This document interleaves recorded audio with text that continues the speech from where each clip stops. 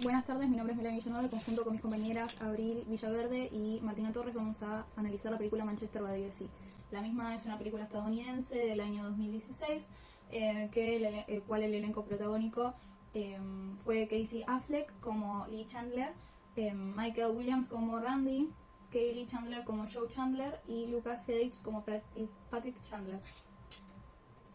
La historia gira alrededor de Lee Chandler, un hombre con un pasado traumático que vive solo y trabaja como conserje en Quincy, Massachusetts. Su vida da un vuelco cuando recibe la noticia de que su hermano mayor Joe falleció y queda como tutor de su sobrino adolescente Patrick.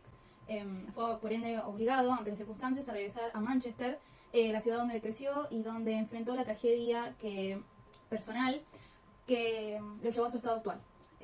Por ende, Lee debe lidiar con el dolor de la pérdida del pasado y del presente, mientras que intenta cuidar a Patrick. La película explora temas, por ende, como la culpa, la pérdida y la posibilidad de redención.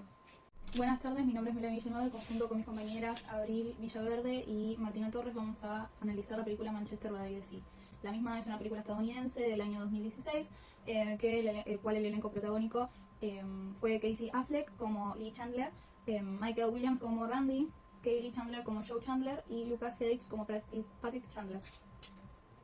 La historia gira alrededor de Lee Chandler, un hombre con un pasado traumático que vive solo y trabaja como conserje en Quincy, Massachusetts. Su vida da un vuelco cuando recibe la noticia de que su hermano mayor Joe falleció y queda como tutor de su sobrino adolescente Patrick. Fue por ende obligado, ante las circunstancias, a regresar a Manchester, la ciudad donde creció y donde enfrentó la tragedia personal que lo llevó a su estado actual. Por ende, Lee debe lidiar con el dolor de la pérdida del pasado y del presente, mientras que intenta cuidar a Patrick. La película explora temas, por ende, como la culpa, la pérdida y la posibilidad de redención.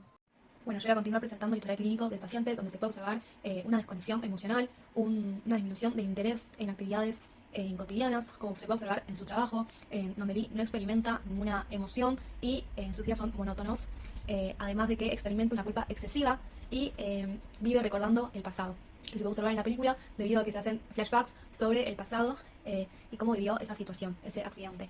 El diagnóstico presuntivo es depresión mayor según el DSM-4 y el DSM-5, no realizó tratamientos anteriores y no ingiere medicación. Además, se requiere un tratamiento de psicoterapia y también podría hacer talleres del abordaje sobre duelos de forma grupal. Además, se requieren por lo menos un mínimo de 52 sesiones, lo que equivaldría a por lo menos mínimamente un año de terapia.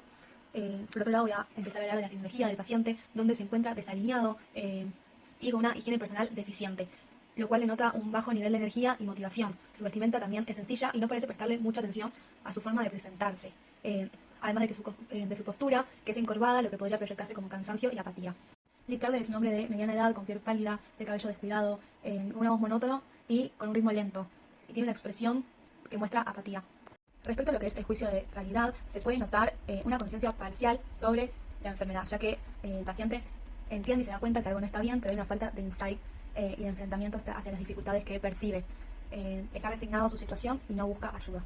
La orientación del paciente se encuentra orientada en tiempo y espacio, no presenta desorientaciones significativas en esta área, y en lo que sería la conciencia, el paciente presenta un nivel de conciencia lúcido, sin episodios de duración ni alteraciones cuantitativas.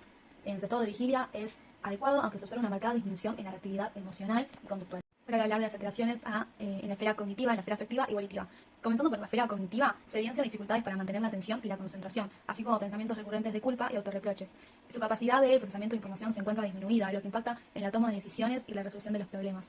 Estos patrones de pensamiento son persistentes, además de que refuerzan un ciclo de disfunción. Respecto a la esfera volitiva, se muestra una marcada inhibición de la iniciativa y la motivación.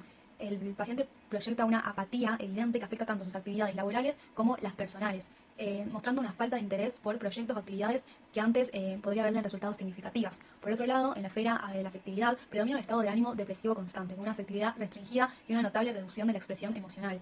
Los sentimientos de tristeza, desesperanza y vacío son prominentes.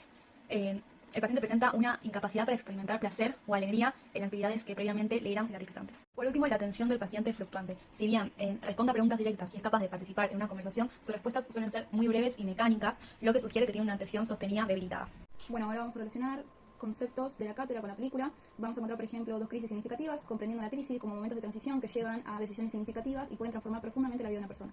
En el caso de Lee Chandler podemos encontrar una serie de eventos traumáticos y observamos 2 crisis significativas. La primera atraviesa una crisis situacional con la muerte de su hermano Joe, quien padecía una enfermedad la cual se sabía de que podía fallecer. Por ende, podía hasta cierto punto ser algo predecible, sin embargo no deja de ser de gran impacto y dolor para Lee. Sin embargo, la crisis accidental en la cual pierde a sus 3 hijas en un incendio es el evento de la crisis más traumática para Lee, la cual lo sumerge en una angustia extrema. Este evento es un golpe emocional que lo deja devastado y hundido en su dolor, un suceso impredecible, el cual transforma emocionalmente y profundamente a Lee. Este dolor acumulado se manifiesta en lo que podemos denominar brotes emocionales, episodios de ira y frustración tan intensos que hacen perder el control, aunque sea momentáneamente.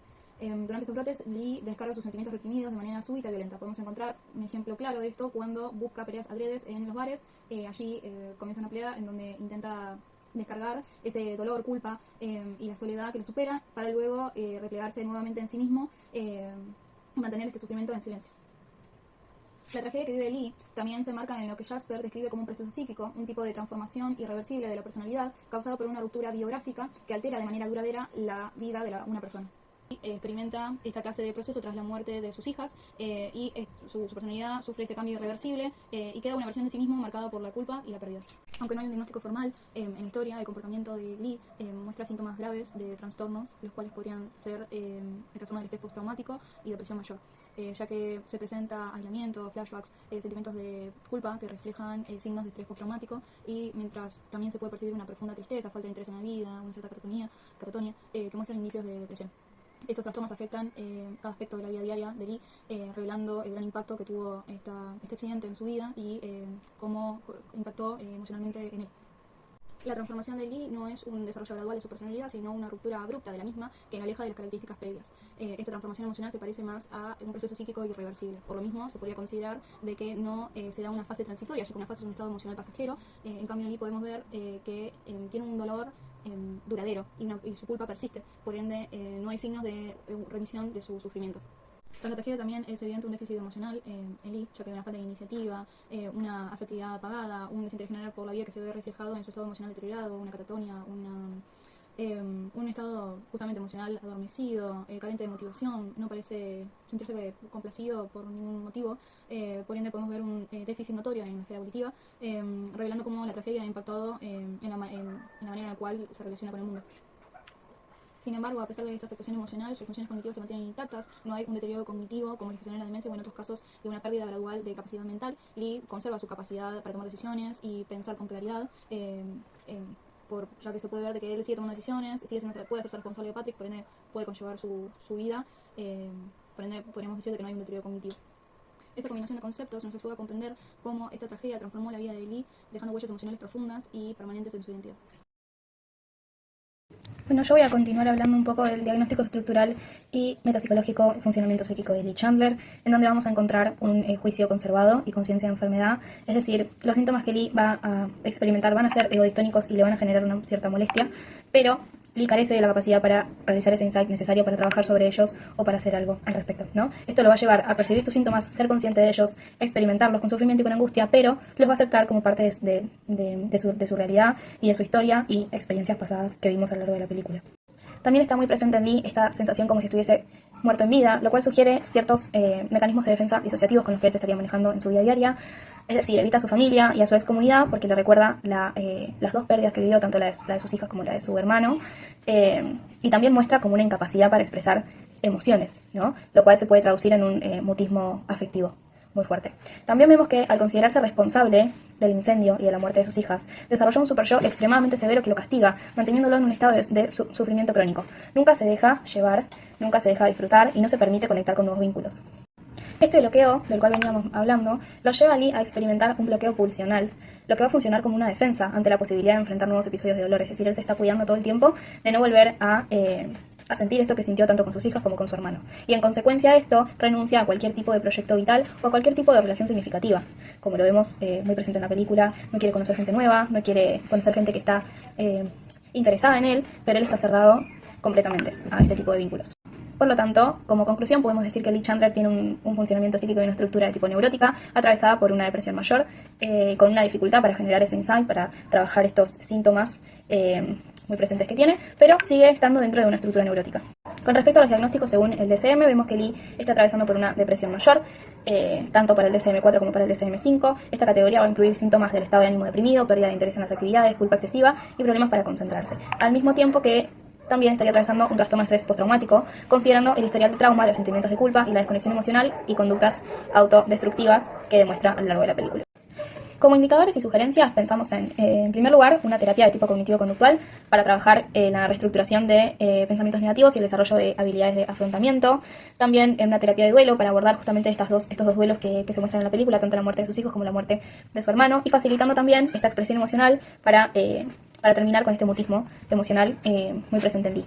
Luego también pensamos en una intervención psiquiátrica, evaluar la necesidad de farmacología y una red de apoyo tanto con la familia y con amigos para fortalecer estos lazos a través de actividades grupales y familiares que promuevan una reconexión nuevamente, ¿no? Y también un seguimiento periódico con un equipo multidisciplinario.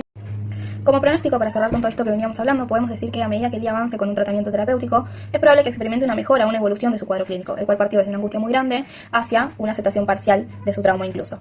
No podemos esperar una cura en fin de eliminar el dolor por la pérdida de sus hijas o la pérdida de su hermano, pero un trabajo terapéutico sólido podría permitirlo encontrar una nueva forma de vivir, asumiendo su dolor y creando una relación más sana y funcional tanto con su sobrino y con las personas de su entorno que lo rodean.